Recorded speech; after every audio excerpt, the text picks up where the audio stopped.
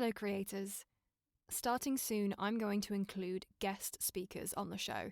So if you're someone who works in the performing arts or the creative industry and you want to collaborate with me, then please send an email to sleeplesscreativespod@gmail.com. Introduce yourself and tell me a little bit about what it is that you do, and I'll get back to you with more information.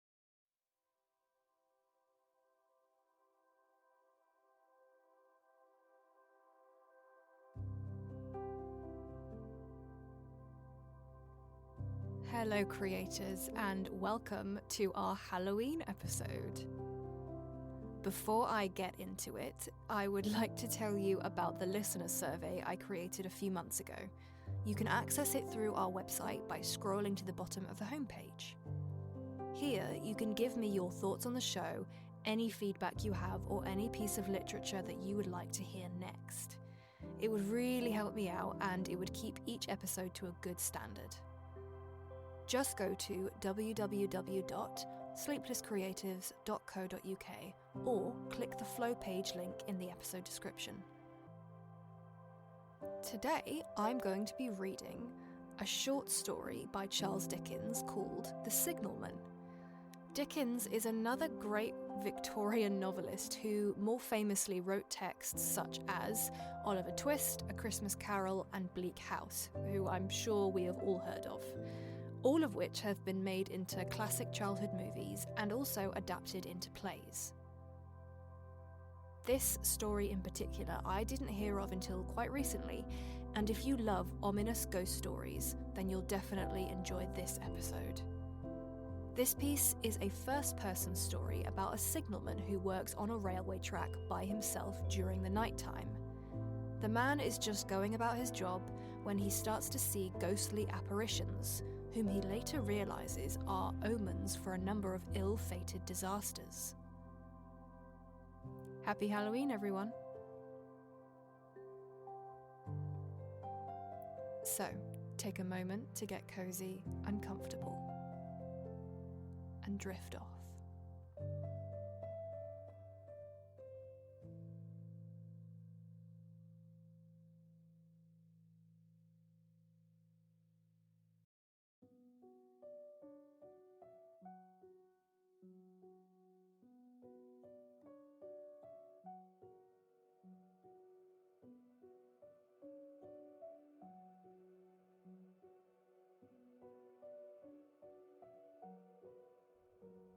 Halloa, below there. When he heard a voice thus calling to him, he was standing at the door of his box with a flag in his hand, furled round its short pole.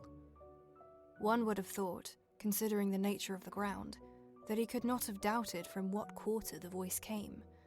But instead of looking up to where I stood on the top of a steep cutting nearly over his head, he turned himself about and looked down the line. There was something remarkable in his manner of doing so, though I could not have said for my life what. But I know it was remarkable enough to attract my notice, even though his figure was foreshortened and shadowed, down in the deep trench, and mine was high above him, so steeped in the glow of an angry sunset that I had shaded my eyes with my hand before I saw him at all. Halloa, below! From looking down the line, he turned himself about again, and, raising his eyes, saw my figure high above him. Is there any path by which I can come down and speak to you? He looked up at me without replying, and I looked down at him without pressing him too soon with a repetition of my idle question. Just then, there came a vague vibration in the earth and air, quickly changing into a violent pulsation, and an oncoming rush that caused me to start back as though it had force to draw me down. When such vapour as rose to my height from this rapid train had passed me and was skimming away over the landscape, I looked down again and saw him refurling the flag he had shown while the train went by. I repeated my inquiry. After a pause, during which he seemed to regard me with fixed attention, he motioned with his rolled-up flag towards a point on my level, some 200 or 300 yards distant. I called down to him. "All right." and made for that point. There, by dint of looking closely about me, I found a rough, zigzag descending path notched out, which I followed. The cutting was extremely deep and unusually precipitate. It was made through a clammy stone that became oozier and wetter as I went down. For these reasons, I found the way long enough to give me time to recall a singular air of reluctance or compulsion with which he had pointed out the path. When I came down low enough upon the zigzag descent to see him again, I saw that he was standing between the rails on the way by which the train had lately passed, in an attitude as if he were waiting for me to appear. He had his left hand at his chin, and that left elbow rested on his right hand, crossed over his breast. His attitude was one of such expectation and watchfulness that I stopped a moment, wondering at it. I resumed my downward way and, stepping out upon the level of the railroad and drawing near to him, saw that he was a dark, sallow man, with a dark beard and rather heavy eyebrows. His post was in as solitary and dismal a place as ever I saw. On either side, a dripping wet wall of jagged stone, excluding all view but a strip of sky, the perspective one way, only a crooked prolongation of this great dungeon, the shorter perspective in the other direction, terminating in a gloomy red light, and the gloomier entrance to a black tunnel, in whose massive architecture there was a barbarous, depressing, and forbidding air. So little sunlight ever found its way to this spot that it had an earthly, deadly smell, and so much cold wind rushed through it that it struck chill to me, as if I had left the natural world. Before he stirred, I was near enough to him to have touched him. Not even then removing his eyes from mine, he stepped back one step and lifted his hand. This was a lonesome post to occupy, I said, and it had riveted my attention when I looked down from up yonder. A visitor was a rarity, I should suppose. Not an unwelcome rarity, I hoped. In me, he merely saw a man who had been shut up within narrow limits all his life, and who, being at last set free, had a newly awakened interest in these great works. To such purpose, I spoke to him, but I am far from sure of the terms I used, for, besides that I am not happy in opening any conversation, there was something in the man that daunted me. He directed a most curious look towards the red light near the tunnel's mouth, and looked all about it, as if something were missing from it, and then looked at me. That light was part of his charge, was it not? He answered in a low voice. Don't you know it is? The monstrous thought came into my mind as I perused the fixed eyes and the saturnine face, that this was a spirit, not a man. I have speculated since whether there may have been infection in his mind.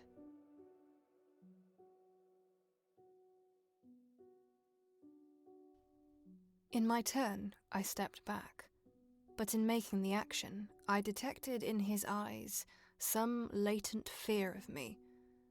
This put the monstrous thought to flight. You look at me, I said, forcing a smile, as if you had a dread of me. I was doubtful, he returned, whether I had seen you before. Where? He pointed to the red light he had looked at. There, I said. Intently watchful of me, he replied, but without sound. Yes. My good fellow, what should I do there? However, be as it may, I never was there, you may swear. I think I may, he rejoined. Yes, I am sure I may.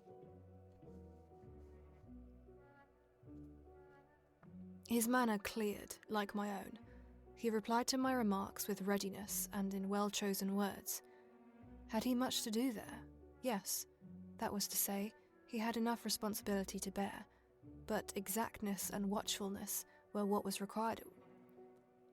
But exactness and watchfulness were what was required of him, and of actual work, manual labour, he had next to none. To change that signal, to trim those lights, and to turn this iron handle now and then, was all he had to do under that head. Regarding those many long and lonely hours of which I seemed to make so much, he could only say that the routine of his life had shaped itself into that form, and he had grown used to it. He had taught himself a language down here, if only known it by sight, and to have formed his own crude ideas of its pronunciation could be called learning it. He had also worked at fractions and decimals and tried a little algebra, but he was, and had been as a boy, a poor hand at figures. Was it necessary for him when on duty always to remain in that channel of damp air, and could he never rise into the sunshine from between those high stone walls? Why, that depended upon times and circumstances. Under some conditions, there would be less upon the line than under others, and the same held good as to the certain hours of the day and night.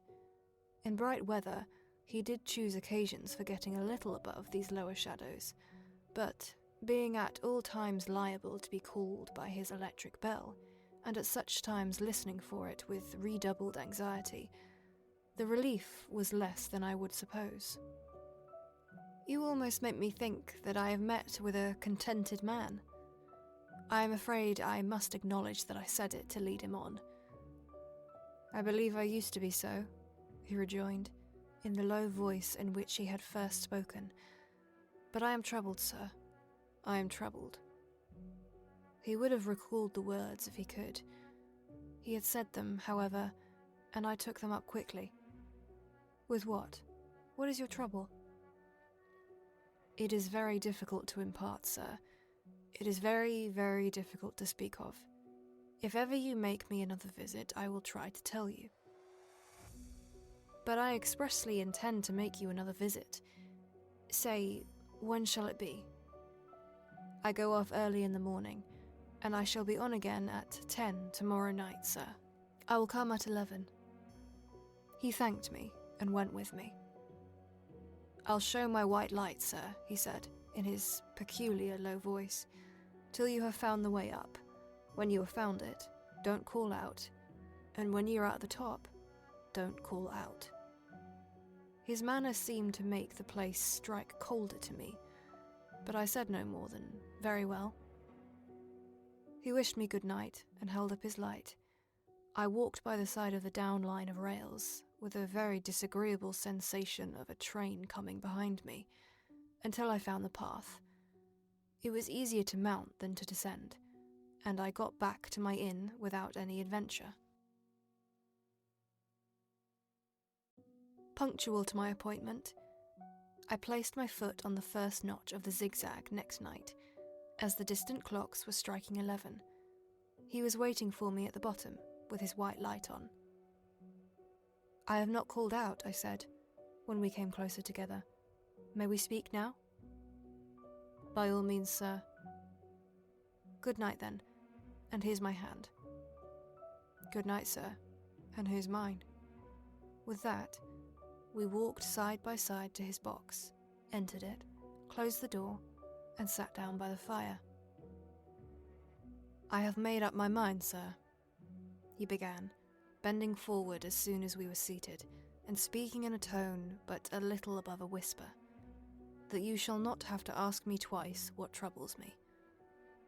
I took you for someone else yesterday evening.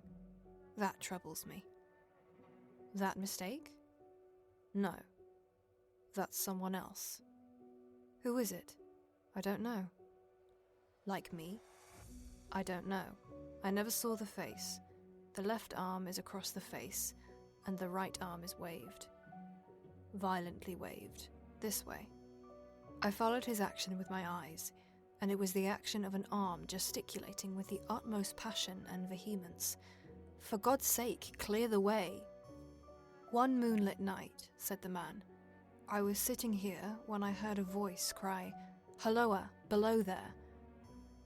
I started up, looked from that door, and saw this someone else standing by the red light near the tunnel, waving as I just now showed you.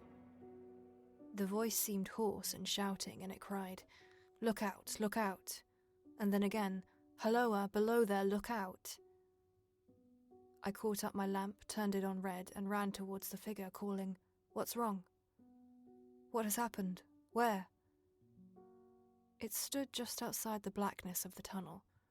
I advanced so close upon it that I wondered at its keeping the sleeve across its eyes. I ran right up at it, and had my hand stretched out to pull the sleeve away, when it was gone. "Into the tunnel," said I. "No. I ran on into the tunnel, 500 yards. I stopped and held my lamp above my head, and saw the figures of the measured distance, and saw the wet stains stealing down the walls and trickling through the arch.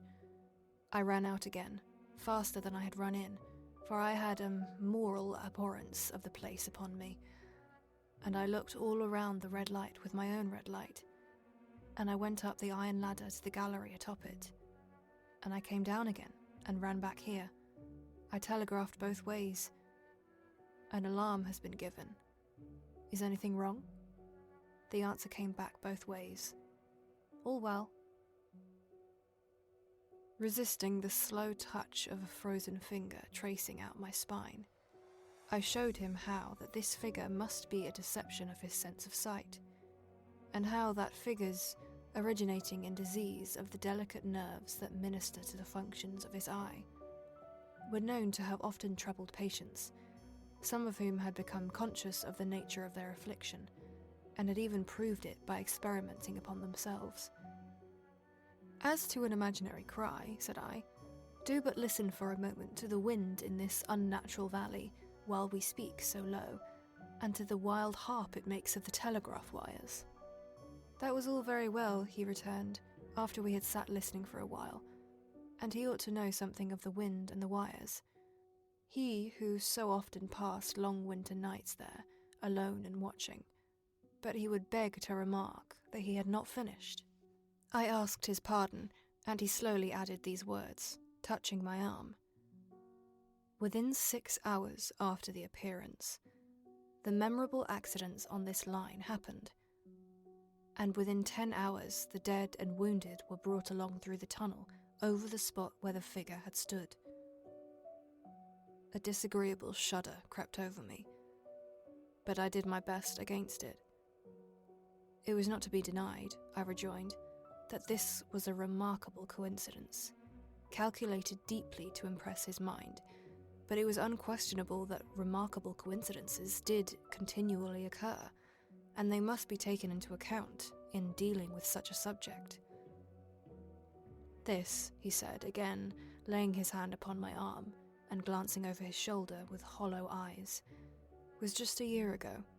6 or 7 months passed, and I had recovered from the surprise and shock when, one morning, as the day was breaking, I, standing in that door, looked towards the red light and saw the spectre again."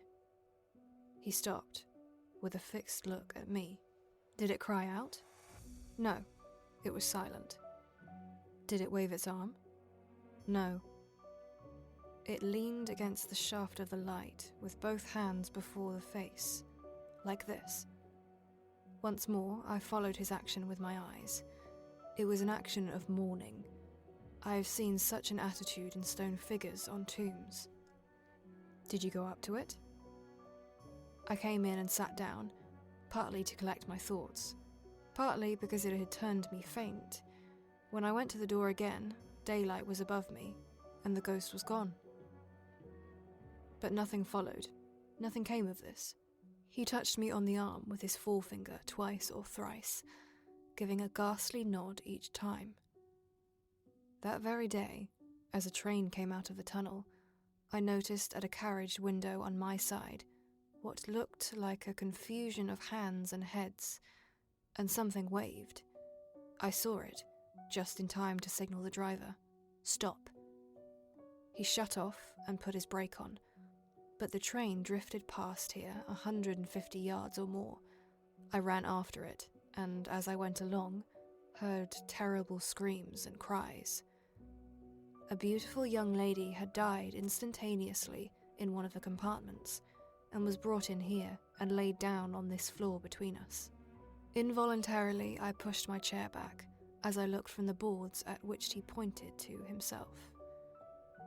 True, sir, true. Precisely as it happened, so I tell it to you. I could think of nothing to say, to any purpose, and my mouth was very dry.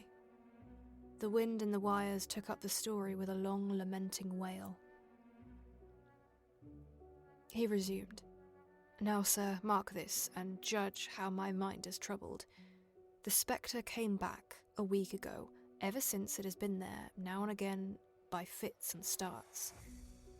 At the light, at the danger light. What does it seem to do? He repeated, if possible with increased passion and vehemence, that former gesticulation of, for God's sake, clear the way. When he went on, I have no peace or rest for it. It calls to me, for many minutes altogether, in an agonized manner. Below there, look out, look out. It stands waving to me, it rings my little bell. I caught at that. Did it ring your bell yesterday evening when I was here, and you went to the door? Twice. Why, see, said I, how your imagination misleads you. My eyes were on the bell, and my ears were open to the bell. And if I am a living man, it did not ring at those times. No, nor at any other time, except when it was rung in the natural course of physical things by the station communicating with you. He shook his head. I have never made a mistake as to that yet, sir. I have never confused the spectre's ring with the man's. The ghost's ring is a strange vibration in the bell that derives from nothing else, and I have not asserted that the bell stirs to the eye. I don't wonder that you failed to hear it, but I heard it. And did the spectre seem to be there when you looked out? It was there. Both times? He repeated firmly. Both times. By this time you will fully understand, sir, he said, that what troubles me so dreadfully is the question, what does the spectre mean? I was not sure, I told him, that I did fully understand. What is its warning against, he said, ruminating with his eyes on the fire, and only by times turning them on me. What is the danger? Where is the danger? There is danger overhanging, somewhere on the line. Some dreadful calamity will happen. It is not to be doubted this third time, after what has gone before, but surely this is a cruel haunting of me. What can I do? He pulled out his handkerchief and wiped the drops from his heated forehead. If I telegraph danger on either side of me or on both, I can give no reason for it, he went on, wiping the palms of his hands. I should get into trouble and do no good. They would think I was mad. His pain of mind was most pitiable to see. It was the mental torture of a conscientious man, oppressed beyond endurance by an unintelligible responsibility involving life. When it first stood under the danger light, he went on, putting his dark hair back from his head and drawing his hands outward across and across his temples in an extremity of feverish distress. Why not tell me where an accident was to happen, if it must happen? Why not tell me how it could be averted, if it could have been averted? When on its second coming it hid its face, why not tell me instead, she is going to die? Let them keep her at home. If it came, on those 2 occasions, only to show me that its warnings were true, and so to prepare me for the third, why not warn me plainly now? And I, Lord help me, a mere poor signalman on his solitary station, why not go to somebody with credit to be believed and power to act? I left him at 2 a.m. I had offered to stay through the night, but he would not hear of it. I more than once looked back at the red light as I ascended the pathway. I did not like the red light, and I should have slept but poorly if my bed had been under it. I see no reason to conceal. nor did I like the 2 sequences of the accident and the dead girl. I see no reason to conceal that either. Unable to overcome the feeling that there would be something treacherous in my communicating what he had told me to his superiors in the company, without first being plain with myself and proposing a middle course to him, I ultimately resolved to offer to accompany him, otherwise keeping his secret for the present, to the wisest medical practitioner we could hear of in those parts, and to take his opinion. A change in his time of duty would come round next night. He had apprised me, and he would be off an hour or 2 after sunrise, and on again soon after sunset. I had appointed to return accordingly. Next evening was a lovely evening, and I walked out early to enjoy it. The sun was not yet quite down when I traversed the field path near the top of the deep cutting. I would extend my walk for half an hour. I said to myself, half an hour on and half an hour back, and it would then be time to go to my signalman's box. Before pursuing my stroll, I stepped to the brink and mechanically looked down from the point from which I had first seen him. I cannot describe the thrill that seized upon me when, close at the mouth of the tunnel, I saw the appearance of a man, with his left sleeve across his eyes, passionately waving his right arm. The nameless horror that oppressed me passed in a moment, for in a moment I saw that this appearance of a man was a man indeed, and that there was a little group of other men standing at a short distance, to whom he seemed to be rehearsing the gesture he made. The danger light was not yet lighted. Against its shaft, a little low hut, entirely new to me, had been made of some wooden support and tarpaulin. It looked no bigger than a bed. With an irresistible sense that something was wrong, with a flashing, self-reproachful fear that fatal mischief had come of my leaving the man there, and causing no one to be sent to overlook or correct what he did, I descended the notched path with all the speed I could make. "What's the matter?" I asked the man. "Signalman killed this morning, sir." "Not the man belonging to that box?" "Yes, sir. Not the man I know." "You will recognize him, sir, if you knew him," said the man who spoke for the others, solemnly uncovering his own head and raising an end of the tarpaulin, for his face is quite composed. "Oh, how did this happen? How did this happen?" I asked, turning from one to another as the hut closed in again. "He was cut down by an engine, sir. No man in England knew his work better, but somehow he was not clear of the outer rail. It was just at broad day. He had struck the light and had the lamp in his hand. As the engine came out of the tunnel, his back was towards her, and she cut him down. That man drove her and was showing how it happened. Show the gentleman, Tom." The man who wore a rough dark dress stepped back to his former place at the mouth of the tunnel. "Coming round the curve in the tunnel, sir," he said, "I saw him at the end, like as if I saw him down the perspective glass. There was no time to check speed, and I knew him to be very careful, as he didn't seem to take heed of the whistle. I shut it off when we were running down upon him, and called to him as loud as I could call." "What did you say?" "I said, 'Below there, look out, for God's sake, clear the way.'" I started. It was a dreadful time, sir. I never left off calling to him. I put his arm before my eyes, not to see, and I waved his arm to the last, but it was no use. Without prolonging the narrative to dwell on any one of its curious circumstances more than on any other, I may, in closing it, point out the coincidence that the warning of the engine driver included not only the words which the unfortunate signalman had repeated to me as haunting him, but also the words which I myself, not he, had attached, and that only, in my own mind, to the gesticulation he had imitated.